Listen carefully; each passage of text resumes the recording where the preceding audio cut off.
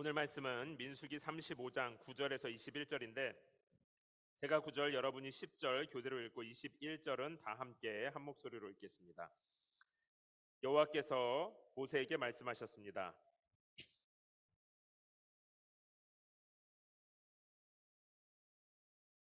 성들 몇을 골라 도피성으로 삼으라. 그리고 실수로 사람을 죽인 사람이 그곳으로 피할 수 있도록 하라.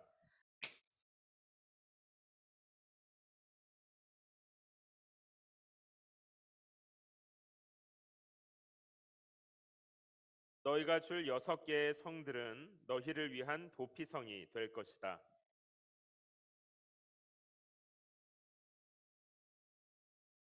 이 6개의 성들은 이스라엘 자손들과 그 가운데 살고 있는 외국 사람들을 위한 도피성이 될 것이다. 누구든지 실수로 사람을 죽인 사람이 그곳으로 도피할 수 있게 하라.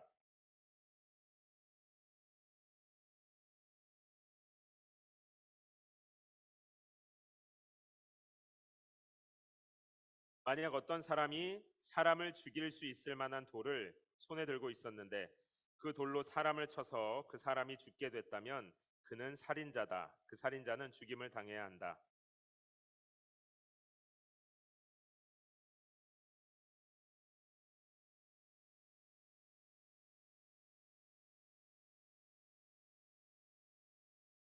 그 피를 복수하는 사람이 그 살인자를 죽이도록 하라. 그가 그 살인자를 만나거든 죽이도록 하라.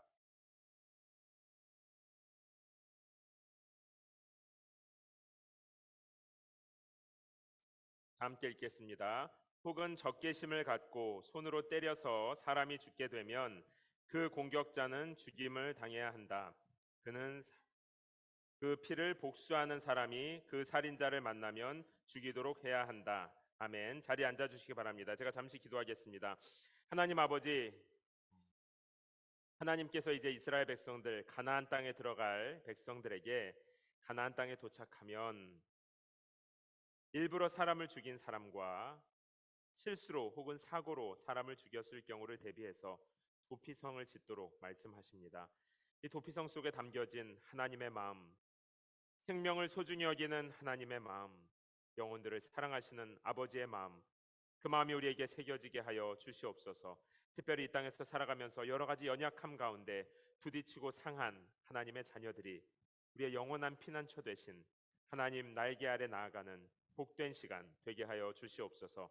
감사드리며 살아계신 예수님의 이름으로 기도합니다. 아멘.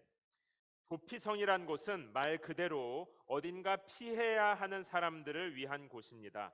구약 시대에 하나님께서 유대인에게 주신 법은 누군가가 사람을 살인하면 그 피해자, 죽은 사람의 가족들이 피해 보복으로 살인자를 찾아가서 죽이는 것을 허용했습니다. 이 하나님께서 주신 법이었었어요. 여기에서 말하는 살인은 지금 우리가 읽은 본문대로 악한 의도를 가지고 직접 살해 도구로 죽인 경우를 말합니다. 이 율법에는 두 가지 정도 의미가 있어요. 첫째는 구약 율법의 정신입니다. 구약의 율법은요, 이 살인만이 아니라 많은 경우에 이에는 이, 눈에는 눈입니다. 어떤 물건을 훔쳤으면 그것의 몇 배로 되갚아 줘야 되고 누군가 죽였으면 죽임을 당하는 것이죠.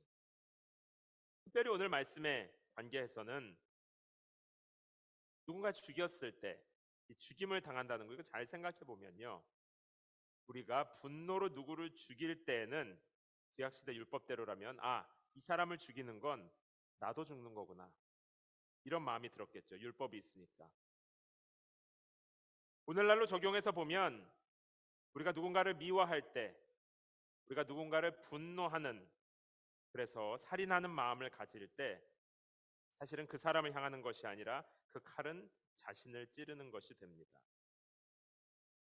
눈에는 눈, 이에는 이, 이 말은 살인한 자는 죽어도 싸다 이런 뜻이 아니라 그만큼 누군가를 죽이는 것은 큰일이고 타인의 생명도 너 자신의 생명도 하나님께는 중요하다. 인생을 소중히 여기라는 뜻입니다.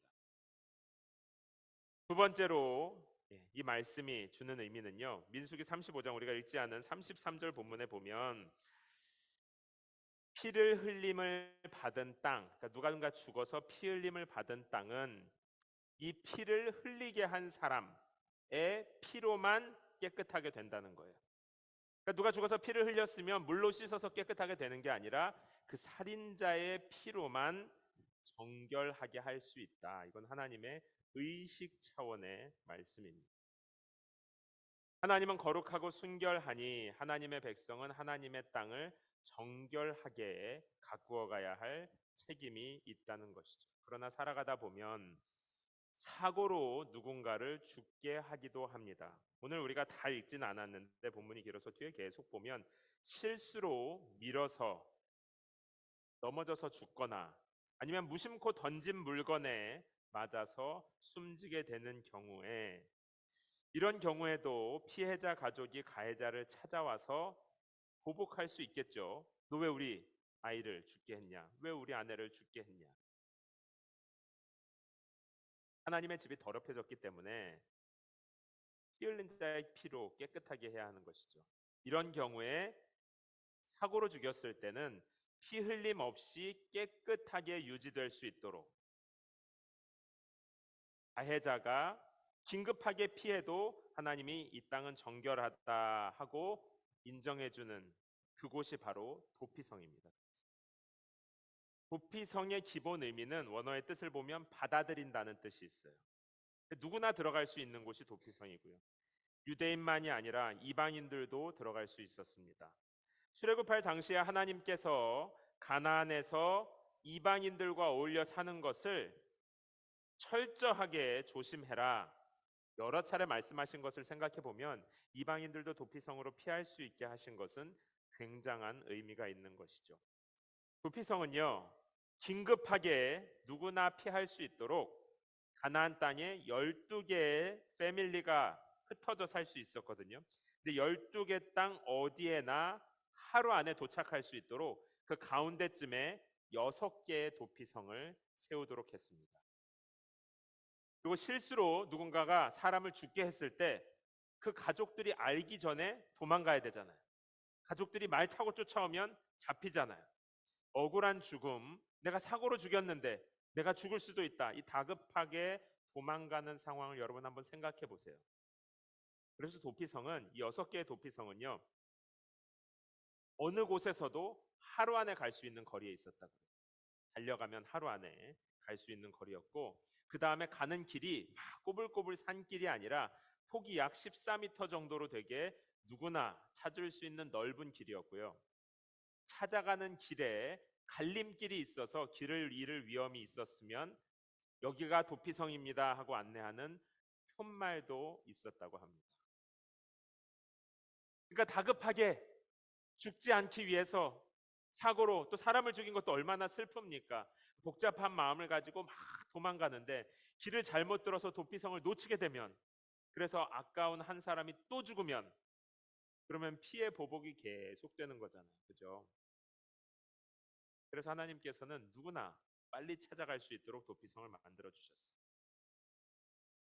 넘어지지 말고 길 잃어버리지 말고 도피성으로 와서 안전하게 거하라는 것이죠. 지난 주간에 제가 이 도피성 말씀을 큐티하면서 가만히 생각해 보니까 제 인생도 늘 뭔가에 쫓겨다니는 것 같아요.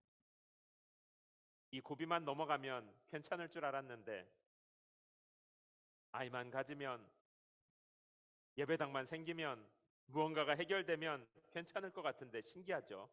며칠 지나고 나면 또 다른 두려움이 저를 막 쫓아옵니다.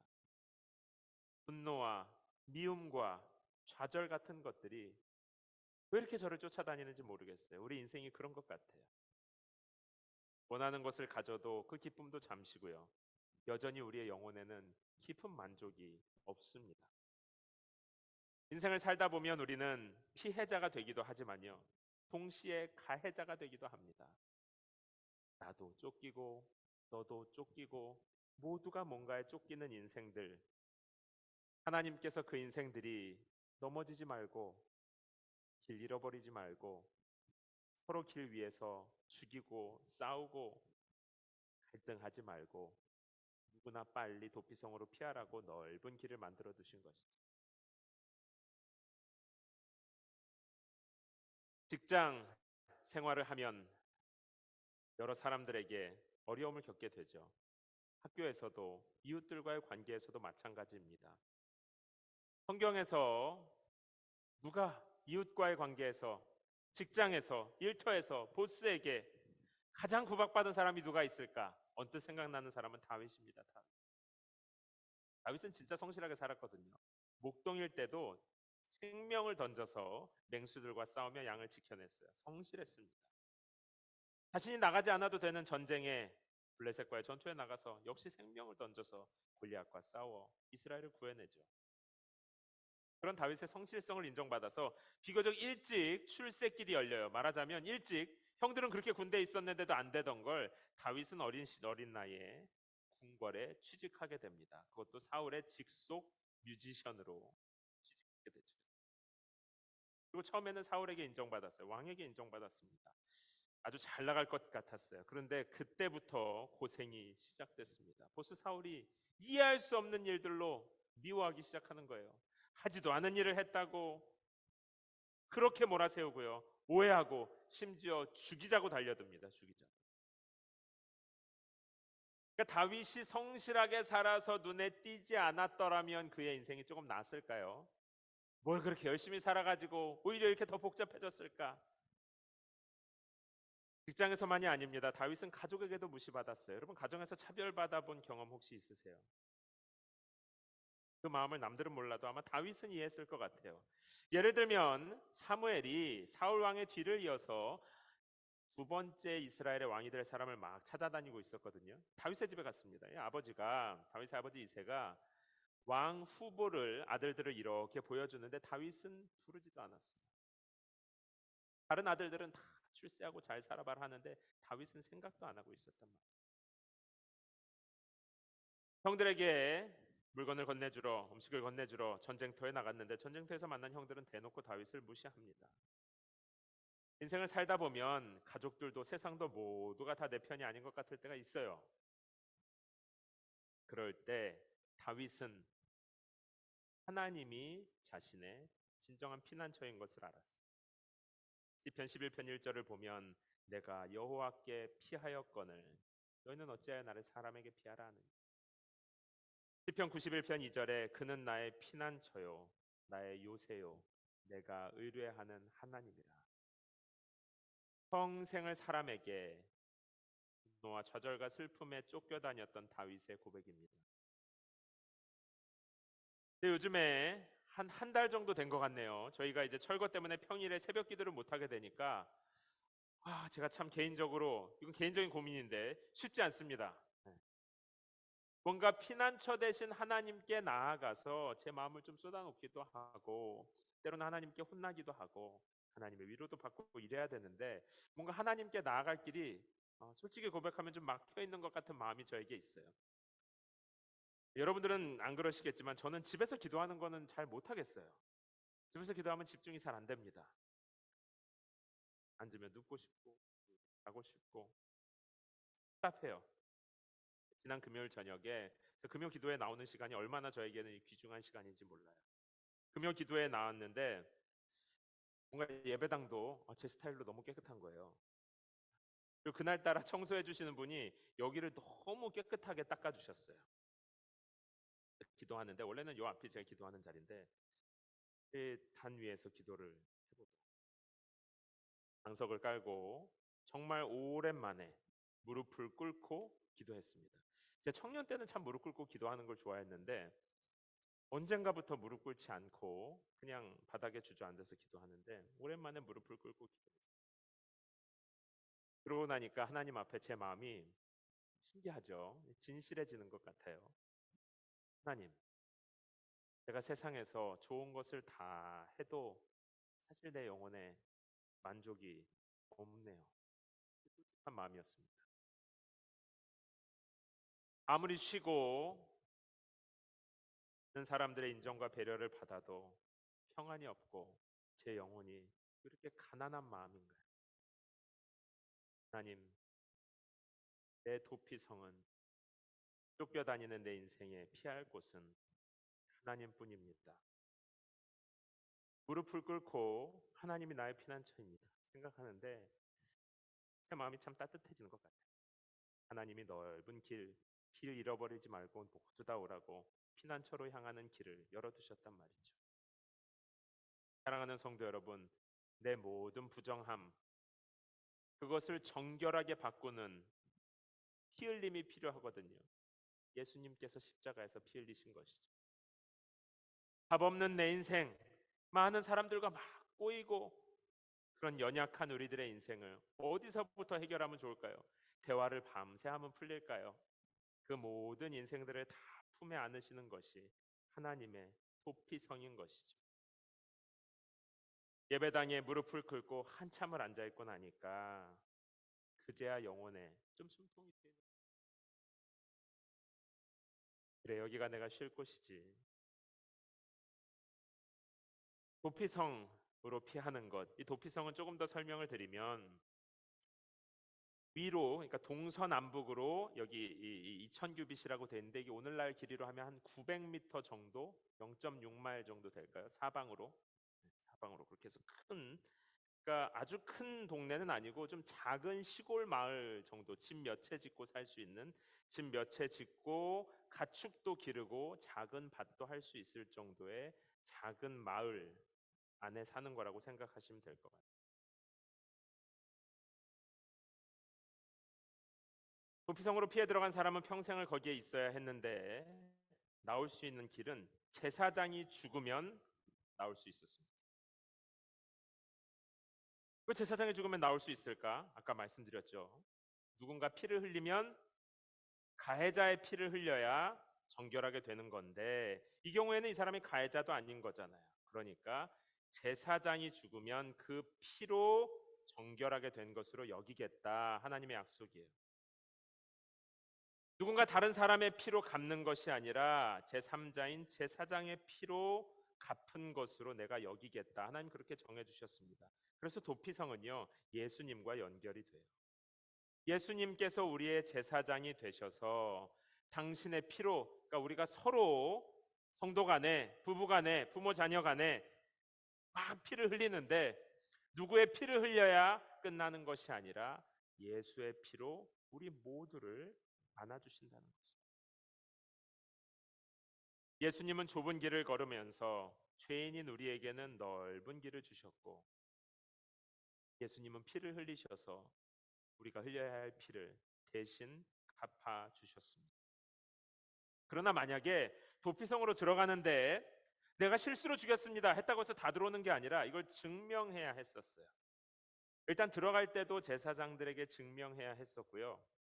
도피성으로 들어가고 난 다음에 2명 이상의, 한 명은 안 되고 2명 이상의 증인을 세우고 재판도 해서 무죄 판결을 받아야 도피성에 머무를 수 있었고 만약에 그렇지 않으면 도피성을 바로 떠나야 했습니다. 그러니까 아무나 사람을 죽여놓고 어이구 나 달려갔다고 해서 다 들어갈 수 있는 게 아니었어요. 오히려 그렇게 해서 들어갔는데 제사장과 증인들의 증언 결과 이 사람은 사고로 죽인 게 아니라 진짜로 죽였다. 죄가 드러나고 나면 도피성에서 끌려 나오고 복수하려는 가족들에게 바로 처형당하게 되었습니다.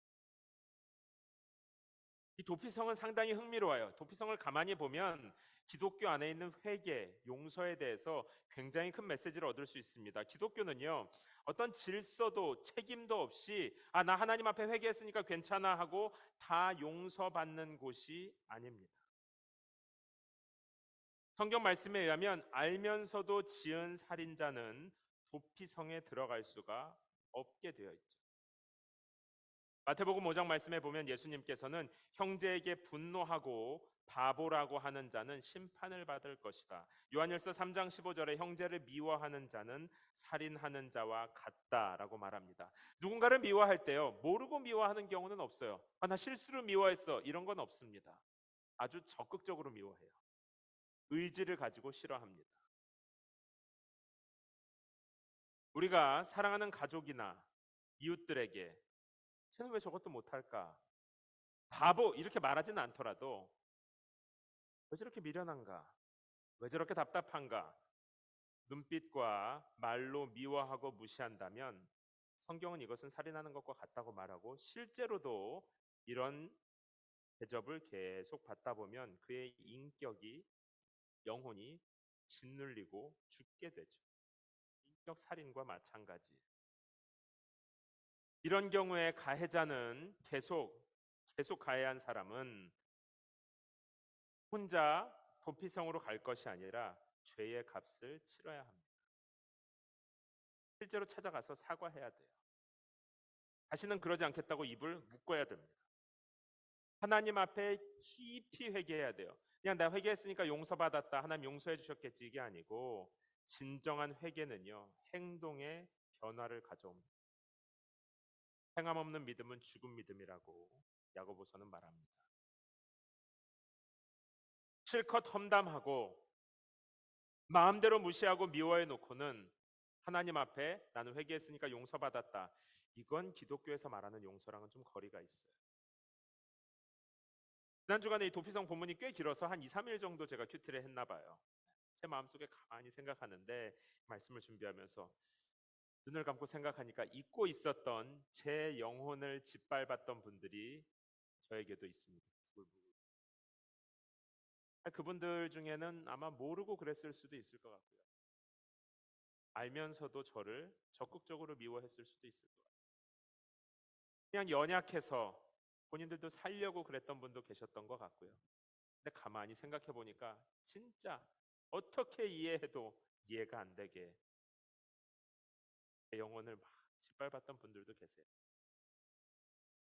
참 신기하죠? 시간이 지나고 나면 아무 일 없었던 것처럼 웃으면서 저에게 다가옵니다. 저는 그분을 용서하기 위해서 진짜 열심히 기도했거든요. 그래도 그 영혼을 축복하는 마음, 미워하지 않기 위해서는 그 영혼을 열심히 기도했는데 이 미안하다는 말 한마디 없이 저에게 그냥 다가오는 거예요. 그러면 죄송합니다, 여러분.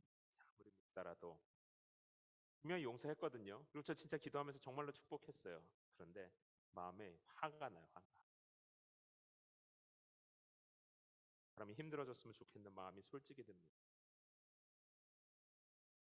자기 마음대로 인격을 살인하고 마음대로 미워하고 눈으로 경멸하고 외면하고 그래놓고 나는 하나님께 나아가서 피합니다. 이건 도피성이 아니에요.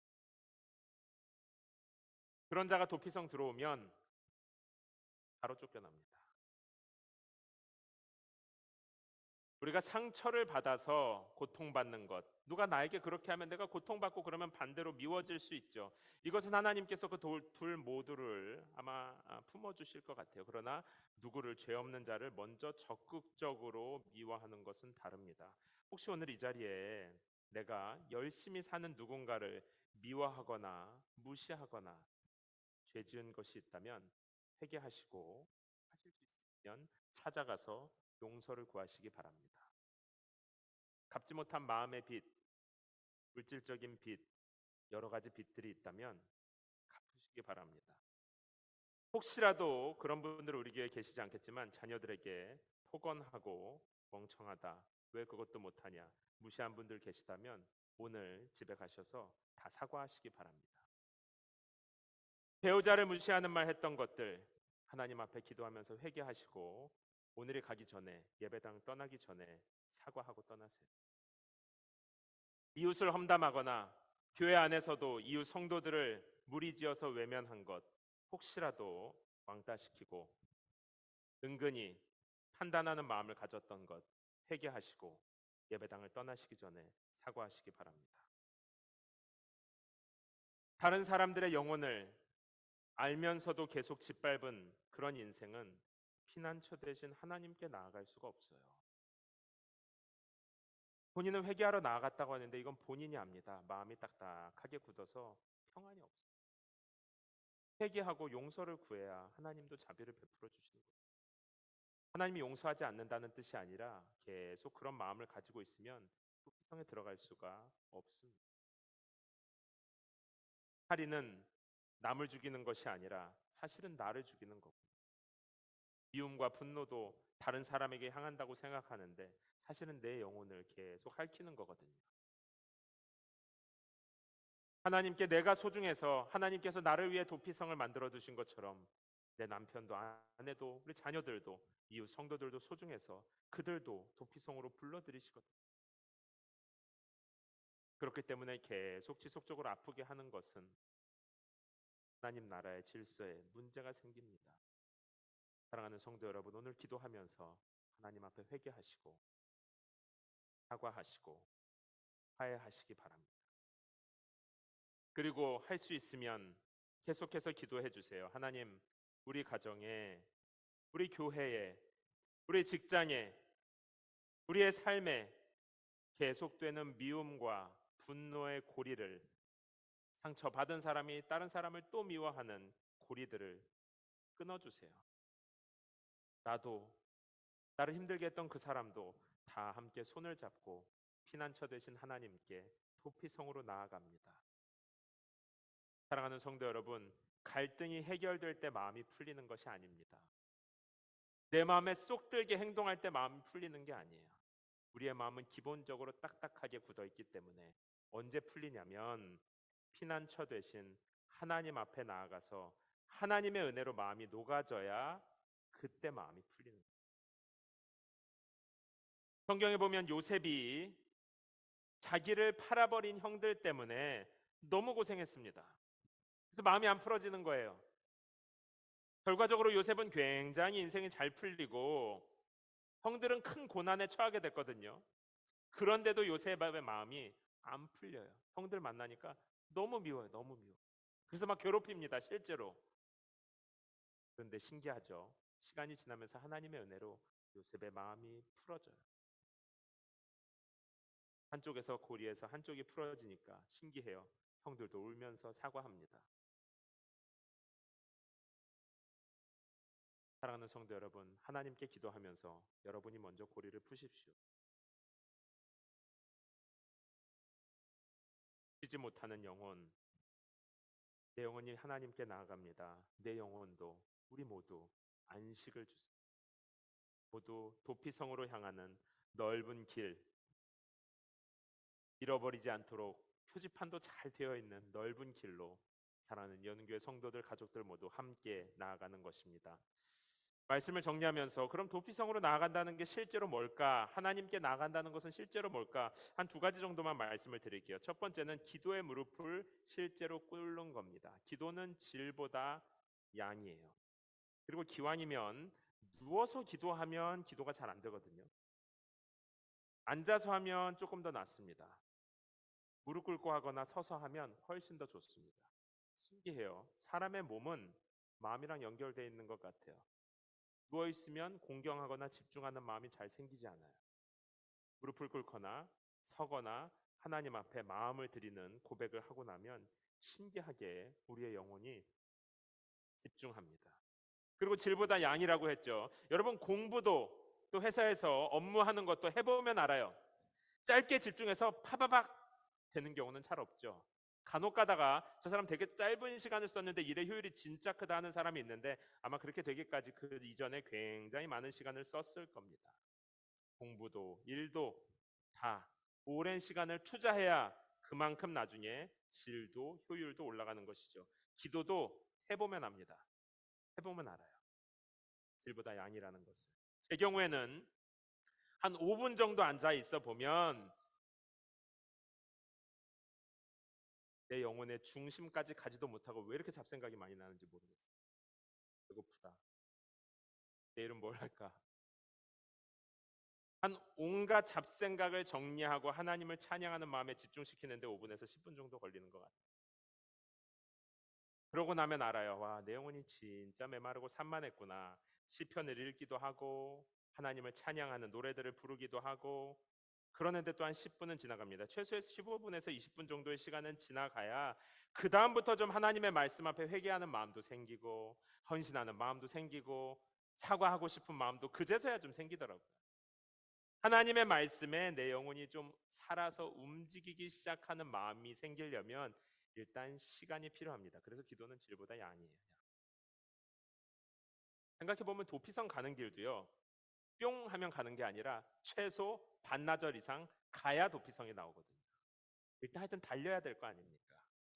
그리고 두 번째로 하나님께 나아간다는 것은 예상하셨겠지만 하나님의 말씀입니다. 그런데 하나님의 말씀은요, 성경 말씀만을 말하는 건 아니에요. 성경 말씀을 잘 풀이해 놓은 도서, 또 성경을 잘 풀이한 강의, 아주 성경적인, 좀 어려워도 성경적인 설교, 딱딱한 것 같아도 성경적인 메시지의 노래, 이런 건 모두 다 포함합니다.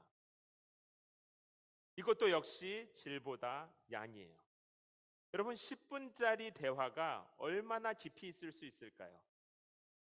어떤 중요한 분을 만난다고 생각해 봅시다. 내 마음에 정말 깊은 위로가 필요해요.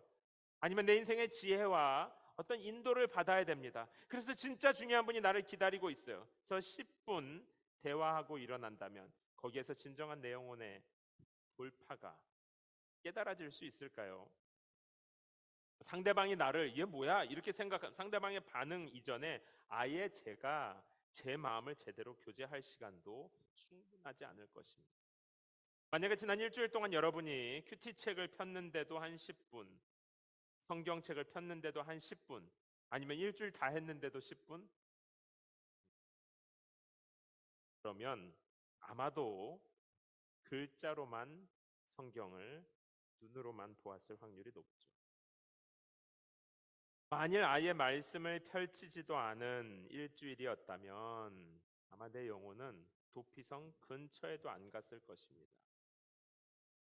영혼의 안식과 만족이 없고 아마 지금도 무언가에 계속 쫓기고 있겠죠. 하나님께서 우리를 사랑하셔서 도피성을 만들어 두시고 넓은 길에 안내판까지 다 만들어 두셔도 실제로 도피성으로 나아가야 할 때 달려가지 않으면 쫓아오는 적들에게 잡히는 겁니다. 이건 하나님이 안 해주셔서가 아니에요. 실제로 인생의 문제를 만났을 때 그 자리에 가만히 있으면 쫓아오는 수만 가지 생각과 어두움들에 붙잡혀서 넘어지는 겁니다. 영혼이 병들고 죽는 거예요. 사랑하는 여는교회 성도 여러분, 인생의 사고 앞에서 그 자리에 가만히 넘어져 있지만 마시고 하나님께서 열어두신 넓은 길을 달리십시오. 하나님께서 오라고 초대하는 도피성으로 나아가십시오. 그러면 거기에서 나의 피, 가해자의 피, 누구의 피도 아닌 우리의 대제사장 되신 예수의 피로 우리의 죄와 연약함을 깨끗하게 해주실 것입니다. 하나님의 은혜가 꼬이고 꼬인 모든 인생들을 따뜻하게 품어주실 것입니다. 함께 기도하겠습니다. 이 시간 기도할 때 하나님께서 도피성을 만들어 두시고 누구로도 나오도록 제사장 예수의 피를 흘려주시고 그리하여 죄에 짓눌리지 않고 쫓겨다니지 않고 해방된 사람, 의로운 사람으로 살아갈 수 있게 만들어 두셨는데 오 하나님, 내가 너무 오랫동안 도피성으로 달려가는 대신 여기에 주저앉아서 내 영혼이 사단의 먹잇감이 되고 온갖 죄와 어두움에 짓눌리고 쫓기고 잡아당겨지고 내 생각과 마음이 얼마나 복잡해졌는지 모릅니다. 시간 피난처 되신 하나님께 나아갑니다. 여러분의 가슴에 손을 얹고 두 손을 들고 마음을 담아 삶을 담아 우리 하나님 앞에 마음을 고백하도록 하겠습니다. 조용히 기도합시다. 오 하나님, 오 하나님,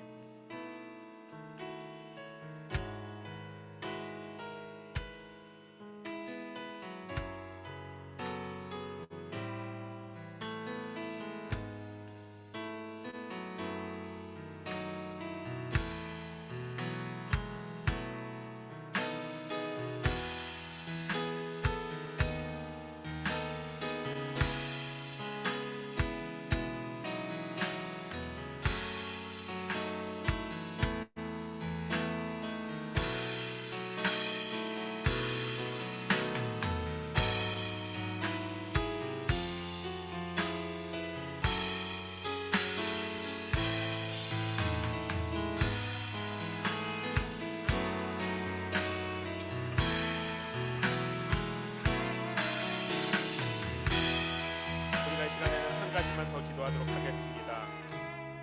우리가 때로는 알고 미워한 것, 모르고 누군가에게 상처 준 것들 이 시간 다 회개합시다. 또 나의 인격을 살인하고 나의 영혼을 짓눌렀던 그 사람, 고리고리들이 너무 묶여 있으면 실타래가 엉켜서 영혼이 갑갑해집니다. 피를 풀 수 없으면 끊어내는 것이죠. 내 쪽에서 먼저 한 명씩 보내줍시다. 내가 가해자가 됐었다면 회개하고 찾아가서 용서를 구하고, 내가 피해자였다면 가해자였던 그 사람을 축복해서 놓아주십시오. 하나님, 저도 내가 힘들게 했던 사람도 나를 힘들게 했던 사람도 모두 다 손을 잡고 피난처 되신 하나님 앞으로 나아갑니다. 우리 모두를 십자가의 보혈로 깨끗하게 하여 주시고, 아버지 하나님의 큰 사랑으로 모든 죄인들, 악한 자들, 연약한 자들을 품어 주시옵소서. 새롭게 하여 주시옵소서. 용서와 화해가 시작되게 하여 주시옵소서. 우리 하나님 앞에 다시 한번 조용히 소리내어서 기도하겠습니다.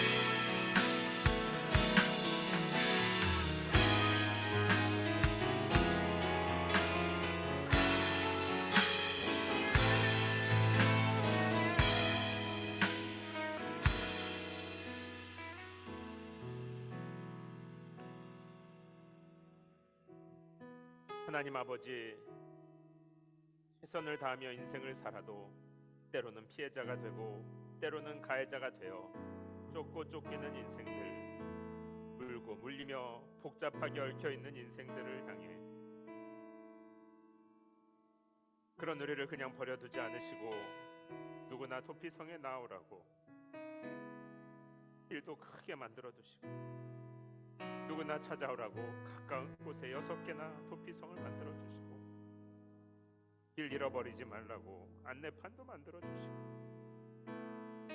다급한 영혼, 쫓기는 영혼들의 피난처가 되어주신 아버지 하나님, 우리 사랑하는 연은교회 성도들이 주의 말씀을 의지하여 하나님 아버지 앞으로 나아갑니다.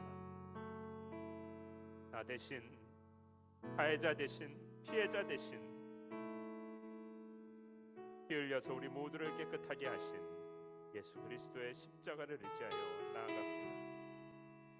사랑하는 연은교회 성도들 안에 엉켜있고 막혀있는 모든 미움과 분노의 고리들이 예수 십자가의 보혈로 끊어지게 하여 주시옵소서.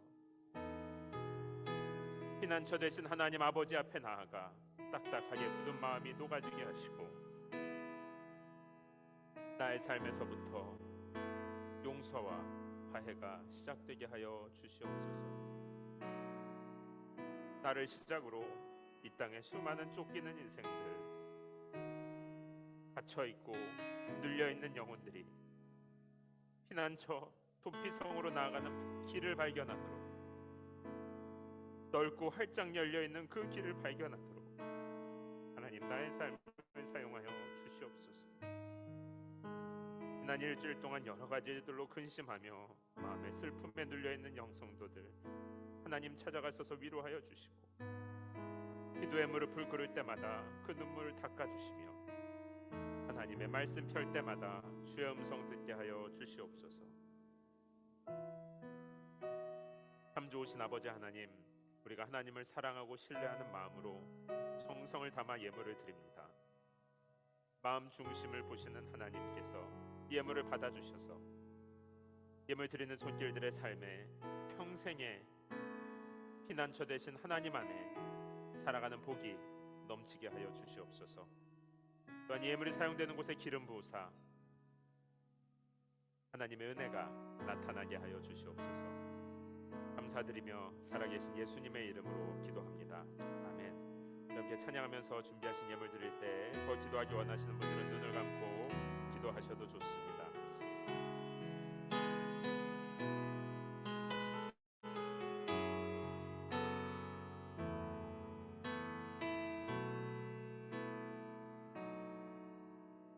이 세상을 살아가는 동안에 나의 힘을 의지할 수 없으니 기도하고 낙심하지 말 것을 주께서 참 소망이 되심이라. 주의 길을 걸어가는 동안에 주의 길을 걸어가는 동안에 세상에 거들지 수 없으니 감사하고 낙심하지 말 것을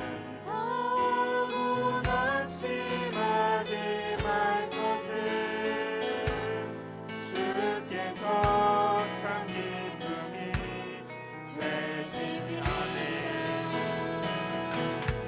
하나님의 꿈이 나의 비전이 되고 예수님의 성품이 나의 인격이 되고 성령님의 권능이 나의 능력이 되길 원하고. 함께 자리에서 일어나서 찬양합니다. 하나님의 꿈이 나의 비전이 되고 하나님의 꿈이 나의 비전이 되고 예수님의 성품이 나의 인격이 되고 성령님의 권능이 나의 능력이 되길 원하고 바라고 기도하는. 눈을 감고 하나님의 꿈이 나의 비전이 되고 나의 비전이 예수님의 성품이 나의 인격이 되고 그 마음을 다하여 고백합니다. 성령님의 권능이 나의 능력이 되길 원하고 바라고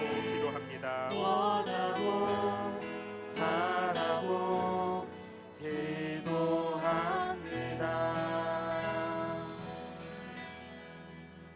이제는 우리를 모든 죄의 저주에서 구속하여 주신 예수 그리스도의 은혜와 아버지 하나님의 사랑하심과 성령 하나님의 위로하시고 새롭게 하시는 좋은 일들이 얽히고 설킨 인생에서 하나님께서 열어두신 넓은 길을 향하여 달려나아가는